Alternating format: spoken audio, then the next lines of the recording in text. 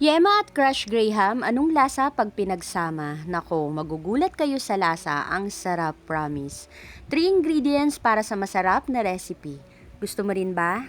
Tara, luto tayo. Bali sa recipe na ito ay kakailanganin natin ng Crush Graham na 200 grams at isang lata ng condensed milk na 390 grams. At para naman sa additional sarap ng ating gagawing dessert, gagamit tayo dito ng peanuts or mani. Sa isang kawali, ilagay natin dito yung isang lata ng condensed milk, then lulutuin natin yan sa mahinang apoy. At tuloy-tuloy lang natin itong haluin para hindi masunog yung ating condensed milk. At pag napansin ninyo na ganito na yung consistency ng ating condensed milk, lumapot na, ahunin na po natin sa kalan, then ilagay na rin natin yung 200 grams ng Crush Graham. Huwag po natin agad ilagay lahat yung Crush Graham kasi mahihirapan tayo diyang maghalo. At once na ilagay na nga natin lahat ng Crush Graham, i-add na rin natin dito yung mani.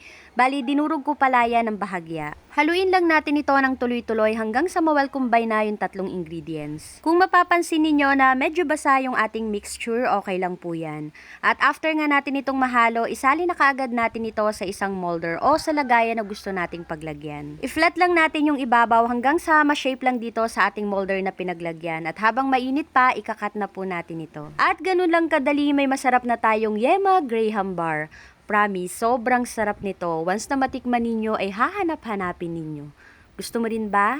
Tara, kain tayo. Hello everyone! Ayan, for today's video, nagluto naman ako ng napakasarap na Graham dessert. Alam nyo ba na pangalawang beses ko na pala itong ginawa? Yung una kasi ay pumalpak.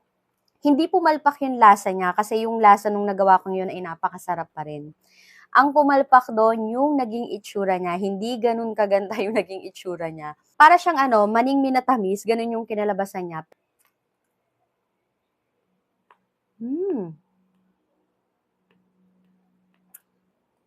Ang sarap.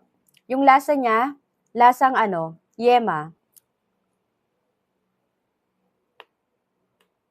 Hindi rin siya ganun katamis.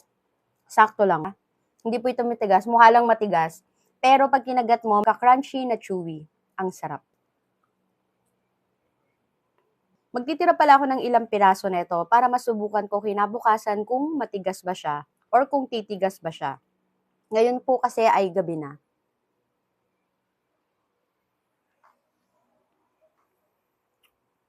Ayan. So, madilim na.